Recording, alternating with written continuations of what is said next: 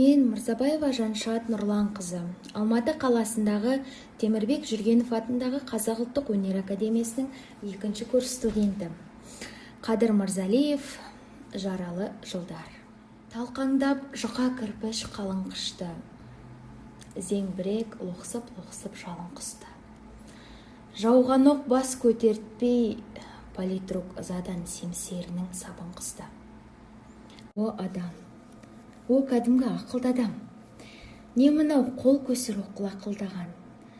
Кеткенбе жер бетіне шыр айналып, керемет отпен жалын лапылдаған. Жұта алмай жұпар ауа таңға лепті. Жас солдат бұл өмірден мәңгі кетті.